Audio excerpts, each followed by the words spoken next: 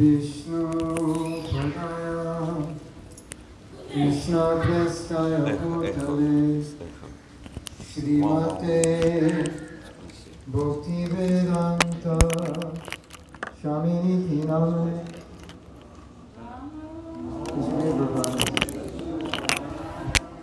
Krishna Kestaya Bhutale Srimate Bhakti Vedanta Shamini Tinamane Namaste Saraswati Deve Gauravani Pracharine Nirvisesa Shunyavari Paschatya Satarine Namaste Saraswati Deve Gauravani Pracharine Nirvisesa Shunyavari Paschatya Satarine. Hare Krishna. Srila Prabhupada ki jai. I first met Srila Prabhupada in December of 1969. Previous to that, I had read his Bhagavad Gita twice. And I don't feel that I have any special qualification. But I do feel I have one qualification, and I think this qualification is necessary for all of us to have. After I heard from Srila Prabhupada, and after I met him, I did something very intelligent.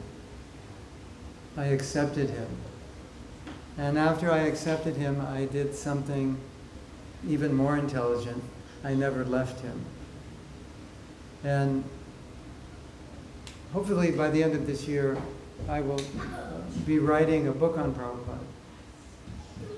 And I'm thinking of titling that book, An Ordinary Person with an Extraordinary Spiritual Master. And the idea being that we're all ordinary people, and we all can become extraordinary people by the association of extraordinary people, if we are intelligent enough to not run away from them. So sometimes people ask, what does it mean to be a disciple? Ultimately, it means not to run away from the good instruction that you get from your guru. Or sometimes I say, the duty of the guru is to take you back to Godhead, and your duty is not to fight on the way, kicking and screaming. No, I don't want to do this. That's intelligent.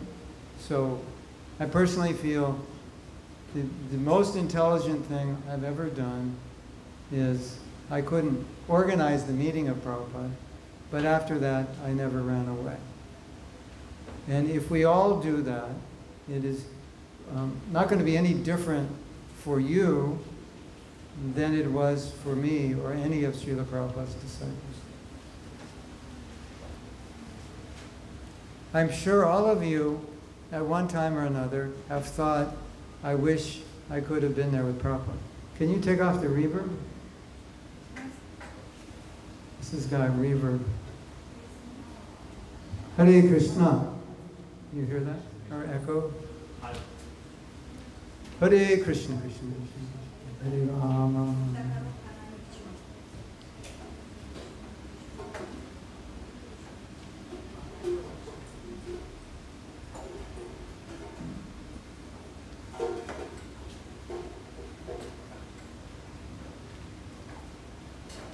The spiritual master agrees to take the disciple back to Godhead. He signs a contract.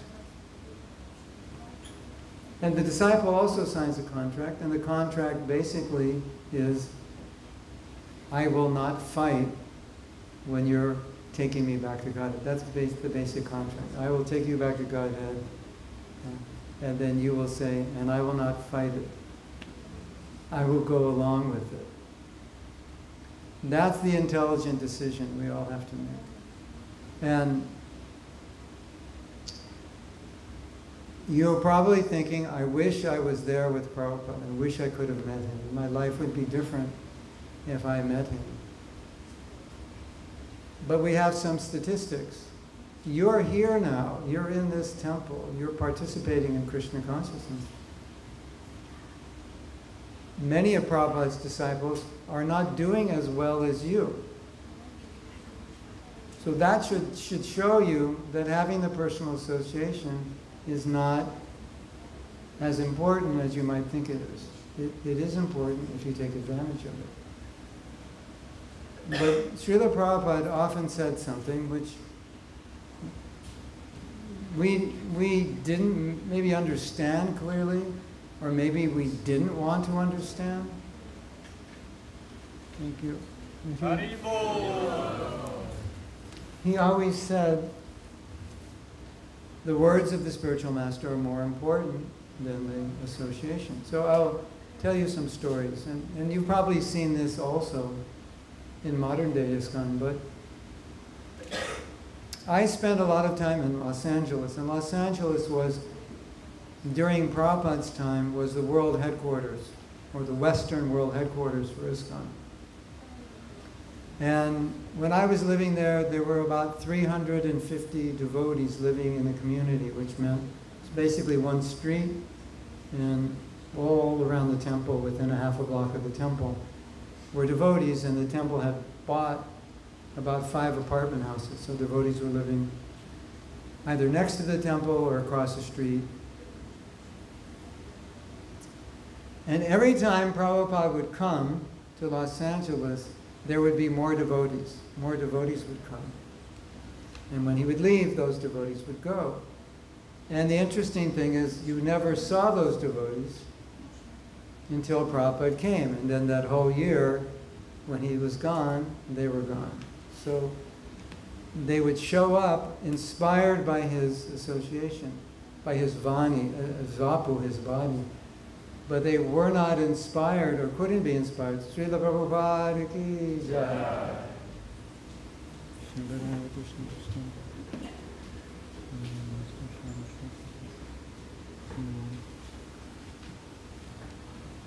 But unfortunately, they weren't able to take advantage of his vani. So, not all of them, but definitely some of them, in Prabhupada's absence, were not doing well. And they would do very well in his presence.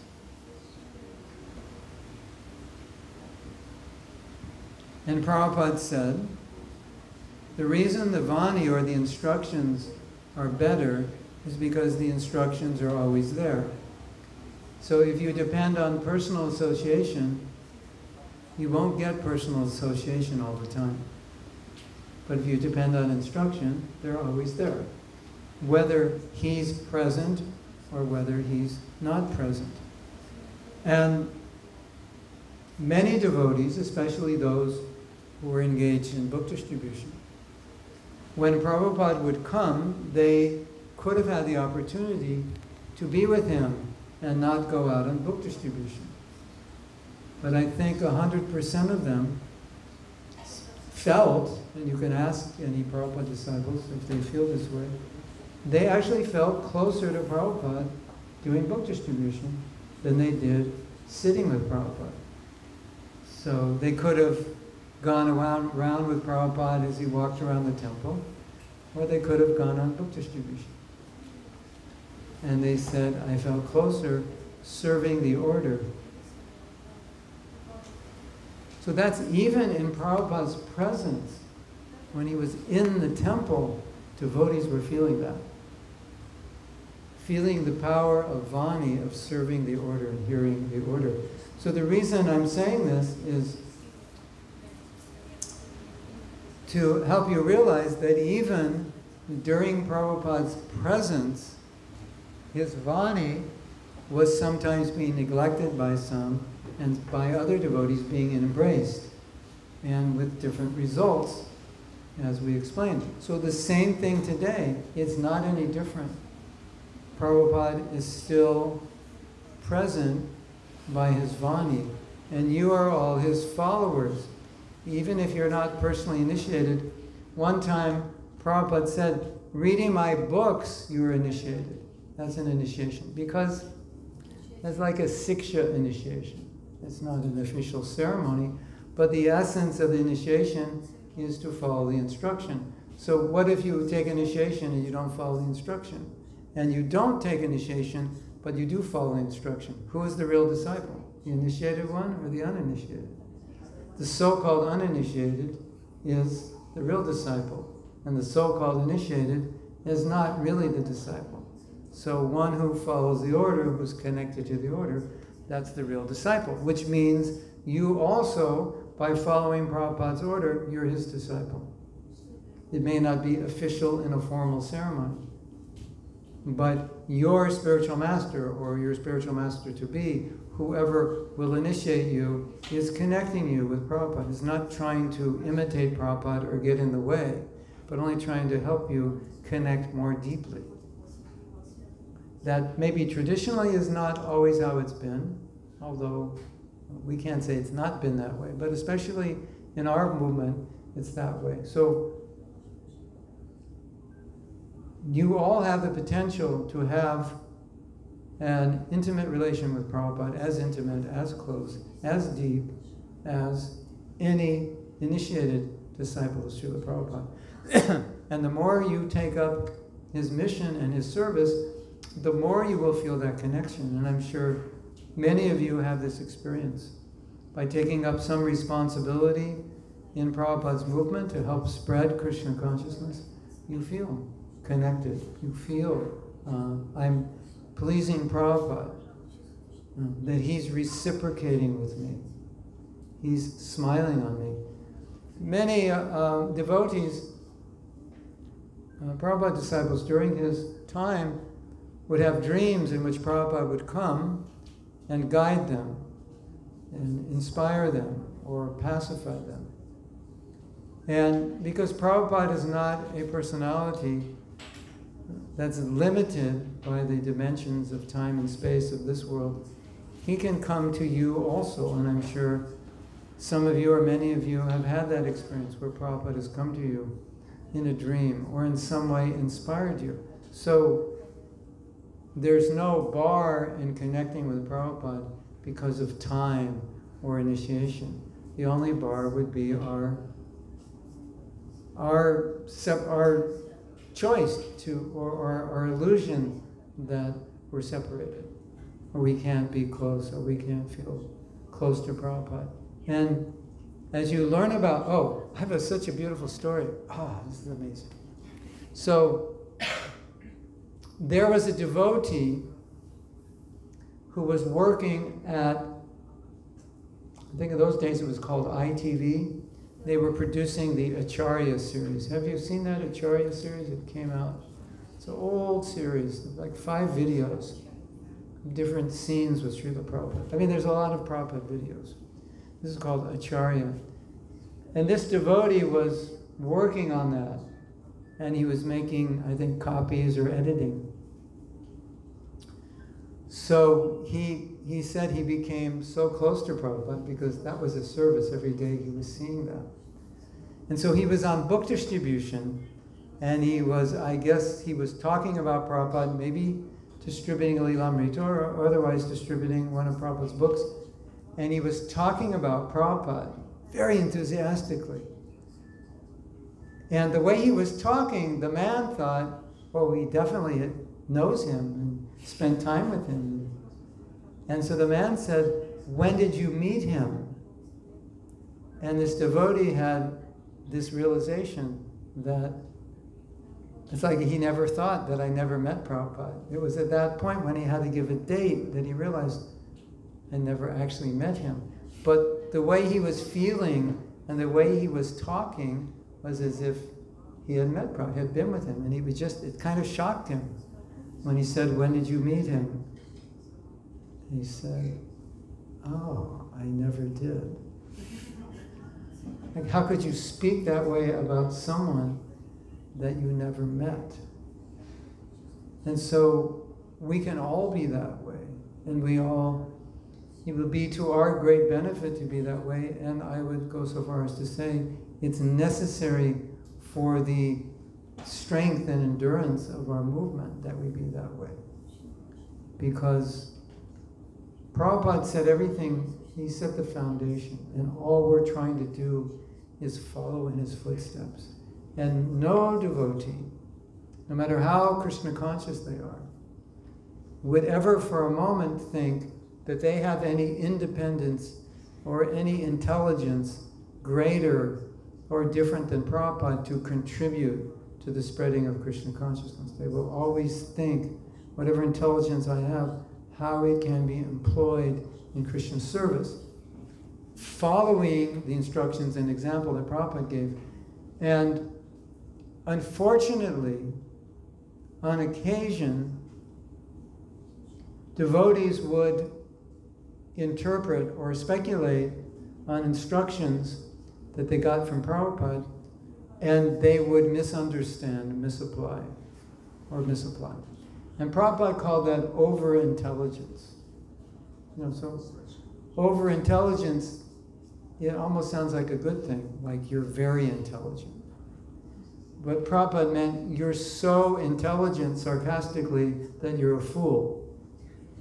You're over-intelligent. You're using your intelligence to misunderstand or divert yourself. So I'll tell you a story. It's funny. I have a little saying that when I was a young devotee, I wasn't smart enough to be over-intelligent. But as an older devotee, I have to be careful, because it's a lot easier now for me to be over-intelligent because I think I know something. I mean, I have 50 years more of learning. And so I'm so intelligent, I can, well, Prabhupada actually didn't really mean this, he meant that, and I mean, sometimes we have to do that, and we come to the right conclusion, but there's always a danger. So when we were young, we didn't know anything, so whatever Prabhupada said, that was law, it was fact, and that's just what we did. So there was some trouble in the movement, and we used to go out on the weekends and Harinam till midnight or 1 o'clock. So we didn't have Mangal Arati. My initiation day, I went to bed at 2 a.m. I woke up at 8 a.m., took a shower, and went to the temple for initiation. And that was normal, because we stayed out probably till 1 o'clock, and then came back and then got ready. So I think I went to bed at 2. So Prabhupada stopped that because there were problems in the movement, and Prabhupada said, no, you should go to Mangal Arati. So don't ever go out at night, don't do anything at night. So I was temple president, I was a young devotee, and some Indians invited us to come to their home for kirtan and prasadam, at 7 o'clock. And I said, I can't go out at night. And they said, why? I said, my spiritual master said, we can't go out at night. So I didn't fully understand, why Prabhupada gave that instruction. I mean, I understood a little bit, that we were staying out very late and not getting up, and we needed the morning program. But all I knew is Prabhupada said, don't go out at night. And this man couldn't understand, why can't you just come to my house? I said, no, I can't. My Guru Maharaj said, you can't go out at night. He said, why? You can't go. No, he said you can't go. So you might think, well, that's pretty stupid and fanatical. But that's why I say, when I was a young devotee, I wasn't smart enough to speculate on what Prabhupada said. I just did what he said, and that's what we all did. And that of the two mistakes, that's a better mistake to make. If it's either being too stupid to understand and just following, or being over-intelligent and then, kind of flexing the instruction to something it's not really Prabhupada would want. It's better just to be too stupid to be over-intelligent. So we need some of that stupidity a little bit to maintain Krishna consciousness, because there are foundations. It doesn't mean we shouldn't think and be innovative. It doesn't mean we shouldn't be philosophical and so on. It just means we should be cautious that to study what Prabhupada did and why he did it, and not be so quick to change things, unless we're sure by changing it, it's going to have a more beneficial result and it hasn't compromised our principles. Then, yes. So that is the duty of all of you who are part of this movement. Because many of you are sitting here, been devotees 5 years, 10 years, 20 years, 30 years, but as you go on in devotional service, and as the Srila Prabhupada disciples leave, those who've been in 50 plus years, then those of you who are younger now will be the older devotees. You'll be, your hair will turn gray, you'll have wrinkles in your face, and everyone will come to you and say, you must be a senior devotee. Can I ask you a question? Why do you think I'm senior? Well, you have gray hair and wrinkles, so you must be, right? And you will be considered an advanced senior devotee if you have gray hair and wrinkles. I guarantee you. And people are going to go to you and ask you, what did Prabhupada mean when he said this? What happened? Did you hear from Prabhupada's disciples? What did they say? That's going to happen to you. Believe it or not, I can guarantee it will. If you stay in ISKCON long enough, people will eventually be asking you about Prabhupada, and there won't be any Prabhupada disciples to tell them. Why don't you go ask them? There won't be any. You will be where it stops. That's why it's important for senior people to understand Prabhupada and understand what his mission is, what his heart is, because you'll be the ones who are inheriting that mission. And if you misunderstand, it's going to go off. And if you misunderstand, and this continues, and the next generation slightly misunderstands, and the next one slightly misunderstands, and then we're not going to have the movement that Prabhupada established. Does that make sense to you? Yeah. So, when you're studying Prabhupada and learning about Prabhupada, don't just think you're learning about that for your own benefit. Think that I need to learn about this because I need to understand it so I can share it and apply it. Because if I don't understand it, I will not apply it properly. And whenever you have a position of responsibility, any authority over people, you want to be sure that what you're teaching them is what Prabhupada taught. What you're telling them is what Prabhupada would tell them. Hare Krishna. Now, I was thinking, I actually gave class, most of you weren't there, I actually gave class this morning on Srila Prabhupada. And we didn't have enough time to answer everyone's questions. So I thought, perhaps we could take time for questions. If you want to ask what it was like to be with Prabhupada and questions like that, I'm happy to answer those questions. I'm sure you want to know, right? What was it like to be with Prabhupada? You can't understand, because it wasn't like being with any other person you've ever been with. So what can I say?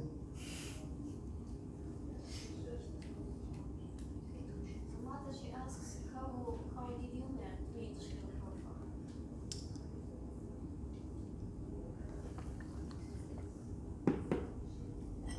Prabhupada? I believe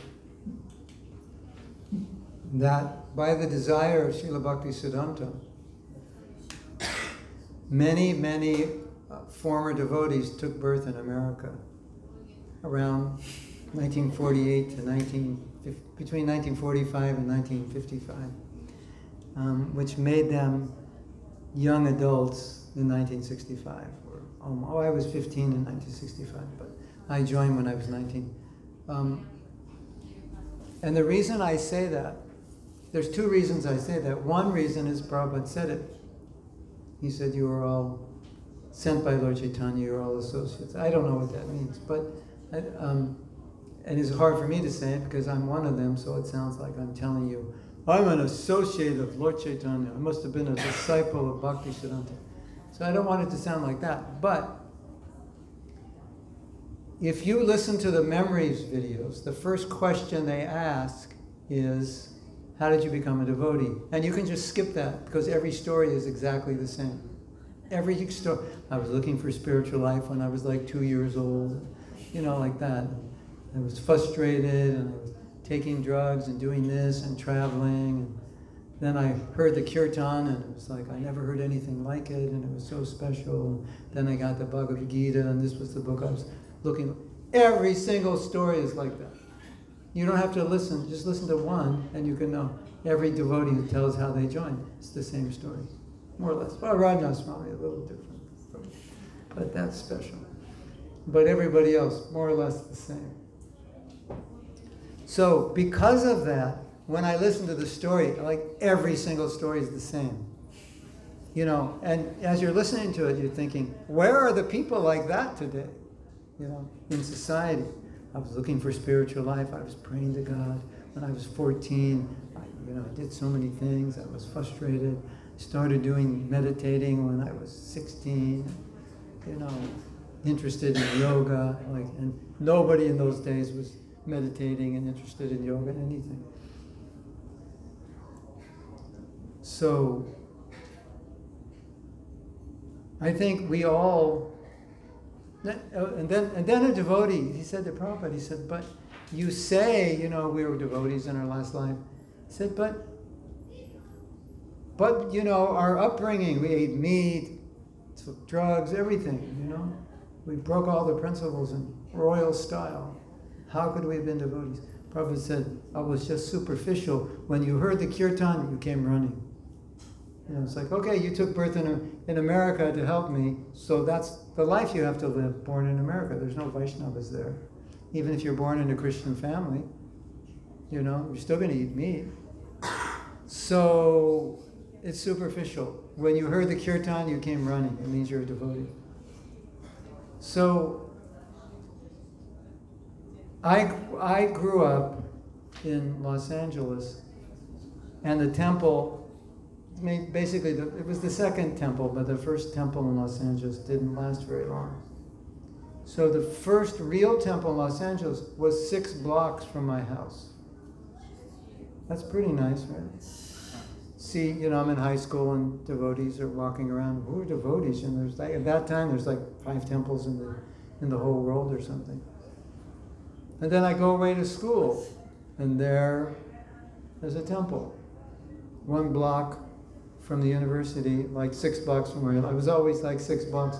Now where I live, I'm further from the temple than when I grew up. There I was 6 blocks. It's okay, at the university. And then the devotees gave a class at the university which was accredited, and it was a Bhagavad Gita class. And that's pretty cool, right? So I was writing my story, how I became a devotee, and after I wrote it, I said, the red carpet, Krishna put the red carpet, I didn't have to do it. It's like the moving sidewalks in the airports? You just get on and it moves. If you look at my story, which, it's actually, go to my website, it's on there. If you look at the story, it's like I didn't do anything. I just was there and everything happened. And I think for most devotees, it was like that. It was just, they didn't do anything. It was just, they were ready. One devotee told a story. I was, one of these stories. I was, the end of my life, hands and knees, praying, God, if you exist, give me a sign. I want to know you. Are you there? One of those stories, right? You have a story like that? It's like, I'm going to kill myself, or you show yourself to me. And the devotee said, 4 hours later, knock, knock, knock. Bhagavad Gita. So, I think when the disciple's ready, the guru shows up. So my story is just ready. At that point, I was ready. I couldn't become a devotee, a year before. I wouldn't have been ready, but I was ready. And then Bhagavad Gita came. The devotees were teaching it, and I got credit for it. It was credited as a philosophy class. I mean, that's pretty good, right? And all you have to do is read Bhagavad Gita. No tests, no exams. Go to 2 Bhagavad Gita classes a week. It's pretty good, right? Get an A. So, when people ask, how did you become a devotee? I just say, it started in my last life. Because the story didn't, it's like if it's the movie, how Mahatma Das became a devotee, the movie starts in his last life, what he's doing, Somehow or other, I didn't make it in my last life. I messed up. And so I'm back again to try again, like we're talking about this morning. That's how did you become a devotee? The last life. And that's how I feel, and that's what the astrologers also said. They said, you blew it. You almost made it, but you blew it. So, anyway, I think that's everyone's story, yes. Did Prabhupada give you some personal instruction? Oh, a few. Which one? Well,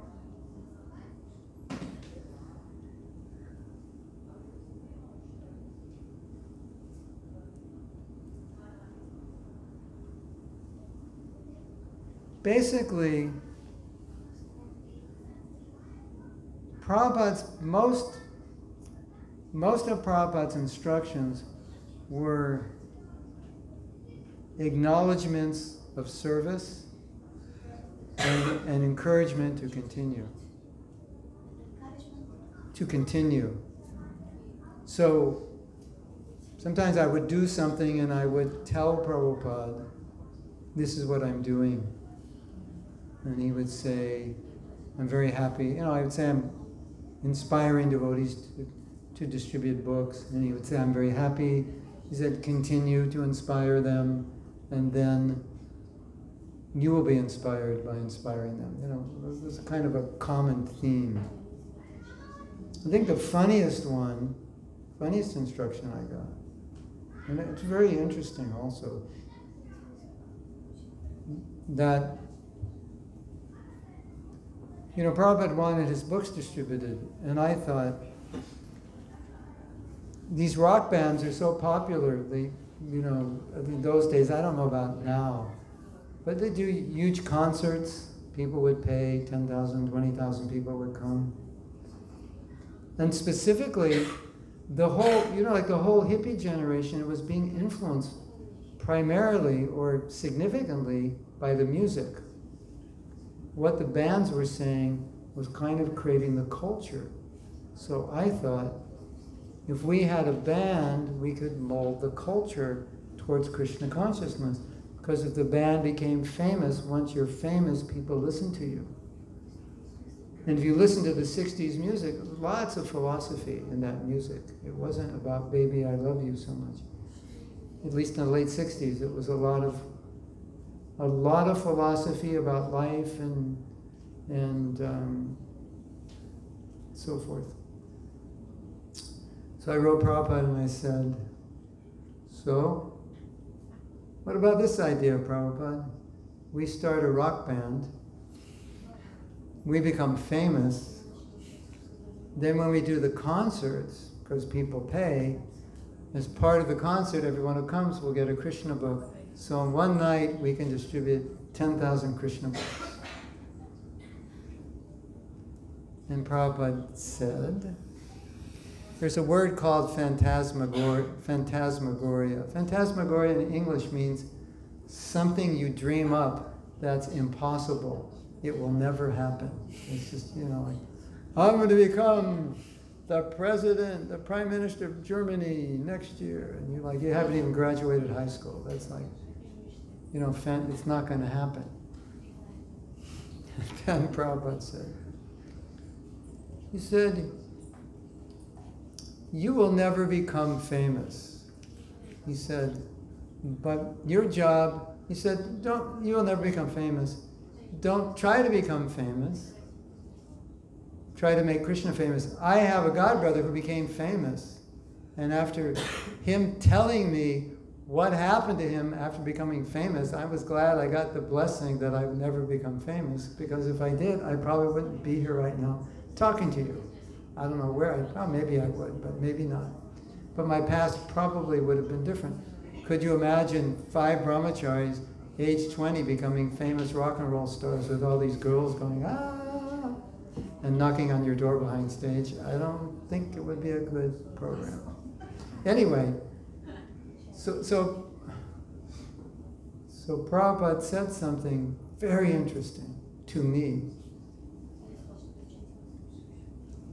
I was thinking, if we become famous, we will have influence. This is what I thought I was thinking. We will have influence. People will listen to us. And it's a fact. If you're famous, they listen. And we can have influence over a whole generation, because that's what was happening.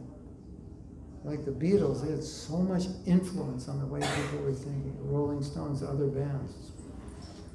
That's what I was thinking. And Prabhupada says, don't try to become famous. And I was thinking to myself, but I didn't say I wanted to become famous. I said I wanted our band to become famous so we could influence people. And Prabhupada is saying, thinking, knowing me, my heart, thinking, no, you want to be famous. You don't realize that you want to be famous. You just think you want to be famous to preach, but actually you have this latent desire to be famous. And it like hit me, kind of like a train knocking you over. And it's a fact, when I was young, there was a song. And the words were, do you want to be a rock and roll star? Then listen to what I say, get yourself an electric guitar and learn how to play. It was I forget what band. And every young kid, where I grew up, Los Angeles, Hollywood, had an electric guitar, or had a few guitars, and wanted to be a rock and roll star. And I was one of them. And when Prabhupada said, don't try to become famous, I first thought, but I'm not trying to become famous. Why is Prabhupada saying that? And then I realized, actually, that was one of my ambitions. And Prabhupada just cut it. Said, don't go there. And he also said, anyway, it's not going to happen, so you're not going to be famous. Krishna doesn't want it. You're not that good. Whatever. So, for me personally, that was like Prabhupada understood my heart. And he also understood that if I did become famous, that would have been the beginning of the end for my spiritual life, I think, at least temporarily.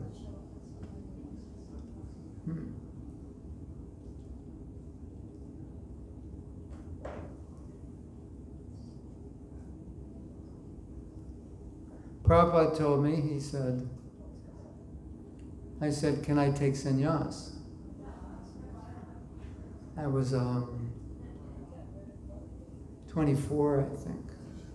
Definitely ready for sannyas, right? And I was married, and I had a son who was a year old. So I was definitely ready for sannyas, right? I mean, the experience of Grihastha life made me think I needed to take sannyas, but I can't handle this, let me out of here. Yeah. Very immature. So Prabhupada said something interesting. He said, first you become ideal in Grihastha life, and then we consider sannyas. In other words, go through the ashrams, don't skip and be irresponsible in one ashram and think you can then succeed in another ashram. And we saw that didn't work for most devotees. Or many of them took sannyas, but they couldn't do it. So I think that's a very important instruction. Like, do your duty, do it responsibly, be successful at it. Krishna will see that, he will promote you. When you are ready for seva, Krishna will give you seva, when you're able to do it. So do what you're doing now responsibly. Do it well, Krishna will see that, he'll give you more responsibility. Now, I have a funny story for you. I was saying this morning that Krishna saved me so many times he saved me. Something would happen really weird, like never happened before since the creation of Brahma. And then I would think, Krishna saved me. So after Prabhupada left, one of the leaders, he wanted me to take sannyas. Now I'm 29.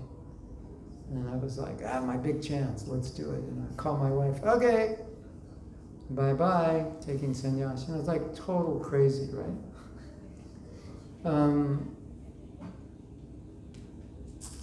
And so I went to India in, I think it was 1980, March. I was on the list, I was going to get sannyas. Then I would have been 30 years old. And I don't think I was ready for it. No, actually, I know I wasn't ready for it. I think I would have been one of those numbers. Out of 44 sannyasis, only 17 made it, and the other 27? The other 27 didn't. I would have been 28. So I'm going to India, ready to take sannyas. And that year, 2 sannyasis had fallen down. So the GBC they were very concerned. And they put a moratorium that nobody can take sannyas until future notice. It was just, sannyas was called off. It's like, who knows when we're ever going to give it again. And they let one devotee do it, because that devotee was special. They let him through the back door, and they gave him sannyas, and it didn't last, he didn't make it. So I understood that Krishna was saying, no, I'm saving you. I don't want you to do this. Because I was still thinking foolishly I could do it and should do it, and Krishna was very kind on me. Somehow or other, I don't know, Krishna takes care of me. I think because I'm not so, like, what's the word?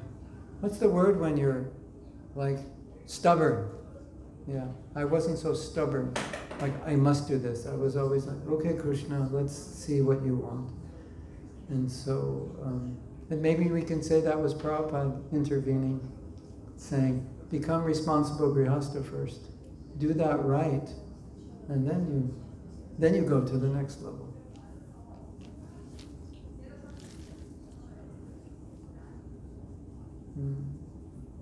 So when I asked Prabhupada to take sannyas when I was 24, his secretary once met me and he said, you know, that letter you got from Prabhupada telling you that, be responsible grihastha?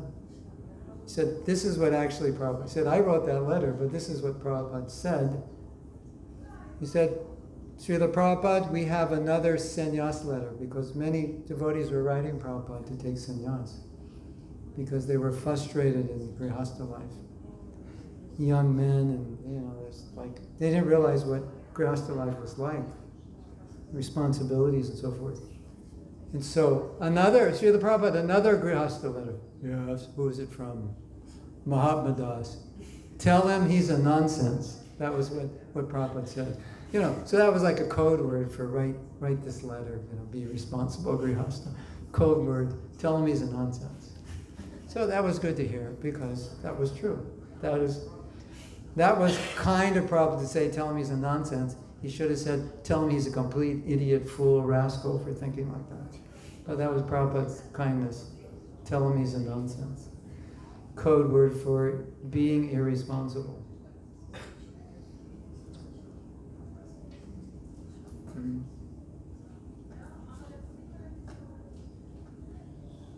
One last interesting thing I could tell you. I wrote Srila Prabhupada a letter after I read Krishna book. And I had a realization that I was raised Jewish, but whether raised Jewish or Christian or if you're a Muslim or whatever, nobody knows what God is. And so, could you imagine joining a Hare Krishna movement and there was no Krishna book? There was no 10th canto? You didn't actually know Krishna's pastimes? All you knew was Bhagavad Gita and a few stories you heard? That's it. It's kind of strange, isn't it? We heard story. Krishna passes urine on people's floors if they catch him stealing butter or something. We heard stories like that. Out of context, we was just trying to make sense of it. So I read a Krishna book and I write Prabhupada Letter, which was kind of an oh my God letter. Like literally, oh my God, I had no idea this is God. I didn't even know that when I joined, because all we had was Bhagavad Gita, so we didn't really know what Krishna does. Does that sound strange to you? You joined a movement, you don't even really know who he is. So we get Krishna book and we read and we find out this is Krishna, and I write Prabhupada my oh my God letter. No, I said, Prabhupada, nobody, I was like a little kid, 5 years old. Prabhupada, nobody knows who God is. Only we know who God is. And Prabhupada answered, yes. We understand. We know who God is. And then yesterday I was listening to a Krishna book reading. And in the Krishna book, Prabhupada says, Krishna comes to remove all speculation as to what God is and show the world, this is what God is. Here I am. Hello, here I am. In case you don't know, I'm God. This is what I look like. This is what I do. That's what Krishna does when he comes. So it was kind of that realization. And Prabhupada I think he was very happy. He just said, yes. Only we know who God is. Hare Krishna. And one time we were in a garden with Prabhupada. And in the evening, Prabhupada would listen to Krishna book. There's a picture of Prabhupada. I will try to demonstrate it, so maybe you remember the picture. He's sitting on a stone bench. I don't know if you can see the bench, but it's a stone bench. There's a garden behind him, like this. Anybody know that picture? That's Prabhupada in his garden in LA listening to Krishna book. Like this, every night he would listen to Krishna book. And so a few devotees would be invited to listen. And Shruti Kirti would read, and Prabhupada listening to his own Krishna book, just like not even moving, just listening.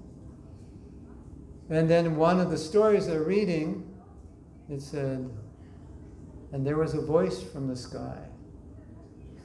And one devotee said, Srila Prabhupada, who is that voice? And Prabhupada said, some demigod. So if you ever hear a voice from the sky in Krishna book, now you know. Who is it? Some demigod. Once I was with Prabhupada on a morning walk, and there was a professor of religion, I believe, or a religious man, who was very sympathetic to our movement. So this devotee was quoting some things from the Bible to stir up some conversation with Prabhupada. He said, Srila Prabhupada, in the Bible it says, no man has seen God. Prabhupada stops. He said, no fool has seen God. I am not a fool. I have seen God. Hare Krishna.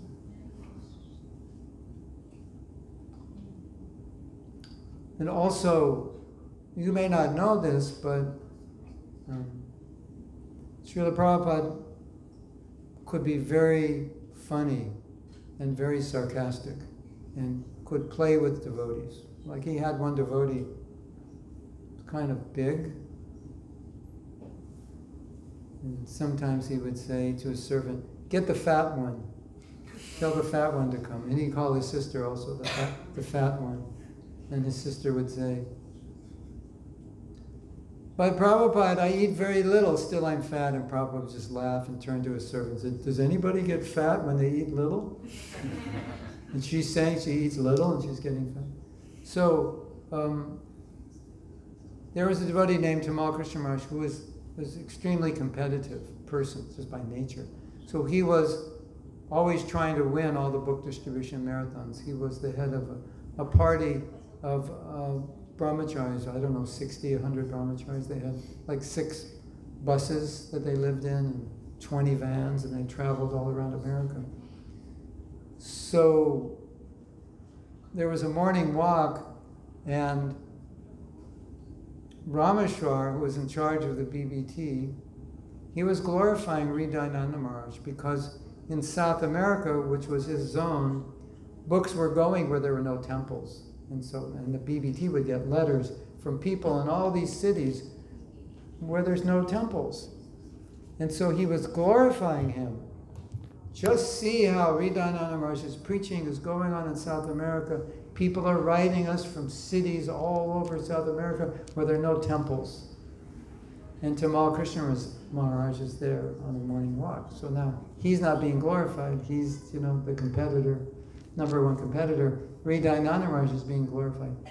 And Prabhupada stopped Rameshwar and said, "Don't speak like this. Tamal Krishna Maharaj will have a heart attack." So he was just, he knew Tamal Krishna Maharaj's competitive nature, and so he was making a joke at his cost. And that picture, that famous picture where I'm in the back and there's a group of devotees and everybody's laughing? You must have seen that picture. Maybe you'll remember it. I mean, I was 26, but you can tell more or less it's me. That's when Prabhupada told that joke.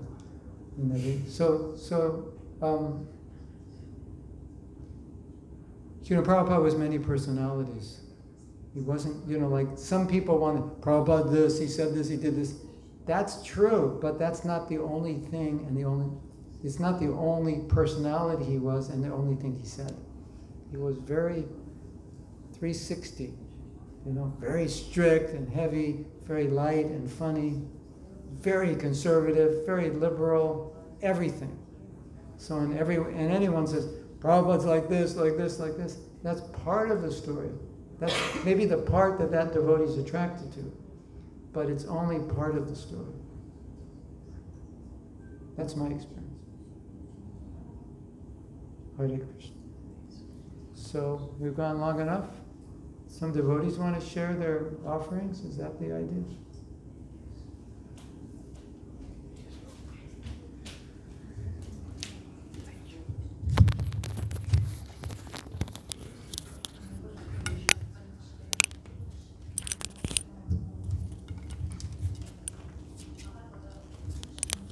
Thank you, Prabhuji. Thank you so much for giving us the insights, directly the experience from meeting Prabhupada and direct association with Prabhupada. So I would like to really thank you for this. So some of you must be knowing or don't know that today we are celebrating the appearance day of Prabhupada. Yesterday was Janmashtami and today is Prabhupada's appearance day. So who is the ISKCON Samstapaka Acharya. So we are celebrating his appearance day. So it is so amazing that Prabhupada has created such a big family where we have people from Turkey who has served this temple as temple president for more than 19 years sitting here. We have people from Syria, we have people from Azerbaijan, Uzbekistan, Ukraine, Russia. I know there are temples everywhere all over the world. There are 650 temples right now today. When Prabhupada left, he has created 108 temples. I think it's up to 850. Oh, sorry. So it's 850 temples. Farms, temples, farms, schools. Temples around the world. So many people. 800 from Sish. So many people think that what India gave us. So software engineers or snake charmers, elephants, but in actuality, India gave us Krishna to all over the world. And through whom? No other than Srila Prabhupada. Srila Prabhupada ki jai.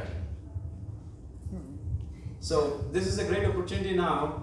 Like as I said, like everybody, Prabhupada has touched everyone's life till now. And today is the great opportunity to say thank you, our heartfelt thank you by everyone. So you must all be knowing that somehow Srila Prabhupada is connected, touch your life. So now I would request all the devotees sitting here, at least speak one line about Prabhupada, how he's touched your life, if he's special, how he's special, if you want to complain to Prabhupada what you are missing, so you can do that also. Because I remember when Bhakti Bhushan Maharaj said, you devotees are having great time. When we used to do Sunday feast, there used to be only Weissen grace and milk. This rava and milk. That's it. That was Sunday feast. And when he goes for Harinam, he was the only one keeping a Harinam banner to his back and playing Kartal, going for Harinam. And today, when we go for Harinam here, we put it in the group, WhatsApp group, how many people are going. We go with our mics, we go with our mridangas, we go with our kartals, we go in a troop. So we are really having a luxury time in Krishna consciousness. So now, without wasting much time, so I would request all the devotees sitting here, at least speak one line about Prabhupada, how he touched your life. So You have a wireless microphone? Yeah. Kabelose. You have wireless? Yeah, we have that. Oh, otherwise what? You're just going to come up here and speak? Yeah, I mean, it would be nice if you can come up in front of the Prabhupada and you can give your offerings to Prabhupada directly.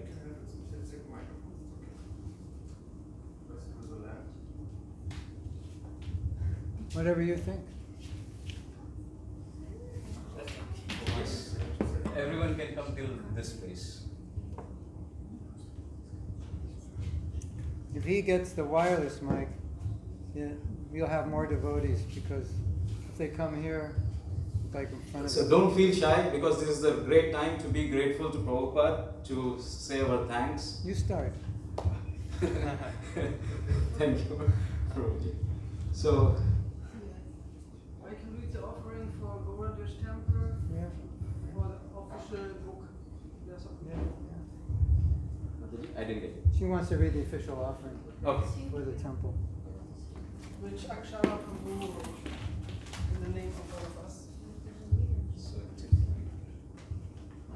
German or English? English. You don't worry about me. We can pause here.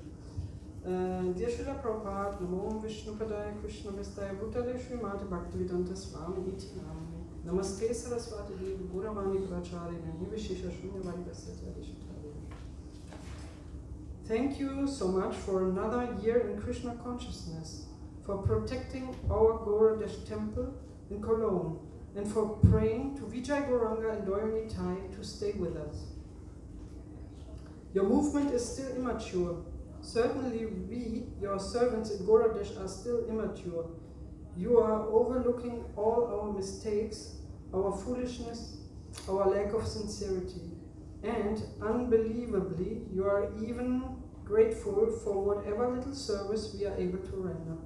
We can understand this fact by studying your books, by recordings that have been made of our classes and talks, and by the words of eyewitnesses who met you in person.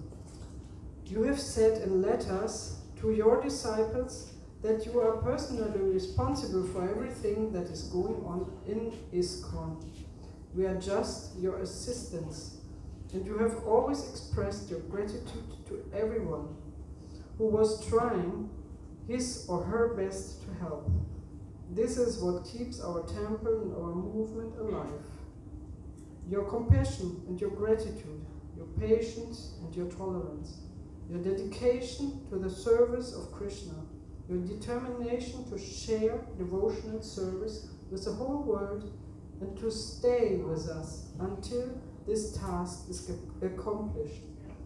We are eternally indebted to you, Srila Prabhupada, for being with us and allowing us to serve the Supreme Lord under your protection and guidance. We are your children and grandchildren and great-grandchildren. Please keep us under the shelter of your lotus feet, your insignificant servants in Gauradesh. Srila Prabhupada ki jai.